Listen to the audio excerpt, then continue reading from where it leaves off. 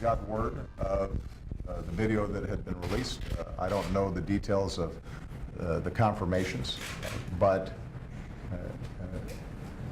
should, in fact, this video be authentic, it's just one more indication of the viciousness and barbarity of this organization. Yep, it's an organization. Remember that. Mike Baker, former CIA covert agent, host of America Declassified on the Travel Channel, joins us. Good to talk to you, sir. Yeah, thank you very much. I appreciate it.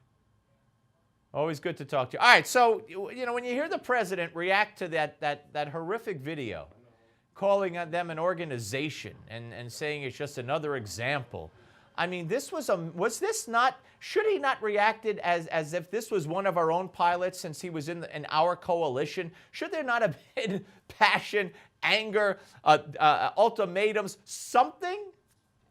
Well, I think the American public, and I certainly think our allies, particularly the ones that are engaged in the campaign with us against ISIS, would have preferred to see something. I understand the president likes to view himself as sort of, you know, above it all and you know, cool as a cucumber and all that. But at some point in time, you know, it's important to actually demonstrate that you're upset. You know, visibly demonstrate. The optic is important, and I'm sure he is. I'm not saying he's not, but we require more from our leaders, particularly at a time like this. And if we don't take charge, it's nonsense. I mean, there's been a lot of, you know, chest thumping and you know, people saying, our King Abdullah, now he's really going to take the fight to him. That's nonsense. Jordan can't do this without our leadership. It's just not going to happen. Without our abilities, our resources, you know, all the skills that we bring when we unleash the dogs, Jordan's not going to be able to do it on their own. They're looking to us, just like, you know, all the other allies out there. They're looking for us to take charge, and we just seem incapable of it anymore. Well, we're not willing. When I say we're, I think our military's willing. I know they are. I know the people are willing. I just, it's Barack Obama. And here's the thing. I mean, you know what, Mike? They have a female American hostage. They've had her since 2013, an aid worker. I mean, if God forbid they put her in a cage with a lion and put it out there, would that move this president? Well, you do wonder. You ask yourself what will get him visibly upset. I mean, what will cause that to happen? Now, again, I'm not saying he's not. So I don't want to, you know, you have to be careful about this. And there are a lot of things that get done behind the scenes. You know, there's unfortunately some of them now happen on the radar screen. We've been talking in public about, you know, the offensive that we're looking to mount to retake Mosul, you know, with the Iraqi military from ISIS.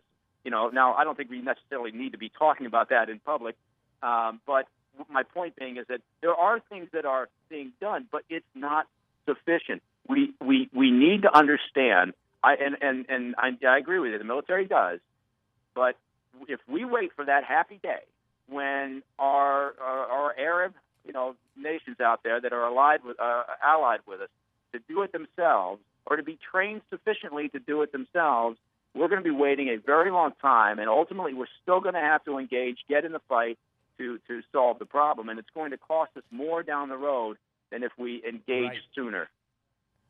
All right, Mike, what could we do covertly? I mean, we believe, for instance, Israel has done damage, killing scientists in Iran, you know, blowing up this in Syria, that. I mean, what could we do covertly?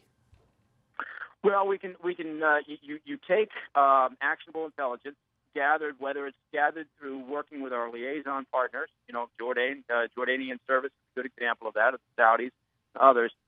You take actionable intelligence, you get it in the hands of the warfighters, and you know, as spec ops, and they, you know, get on the ground to take out key leadership, key facilities, whatever it may be, and you get more engaged, but you have to be engaged in the fight. It's not sufficient for us, and everybody in the military knows this, and we've been talking about this. People intuitively know it on Capitol Hill. An air campaign is just going to result in what they've already described, which is going to be a long, difficult process. Of course it is. If we use the strategy that we're using, it's going to be a long, difficult process.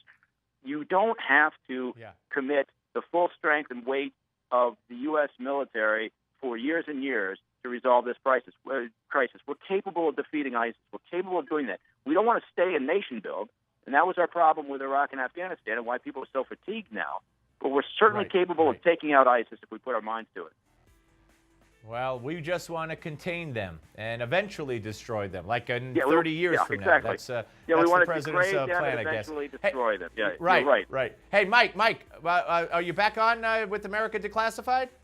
You know what? It's we finished filming the second season. They gave it a new title. So I guess that's what you do in television.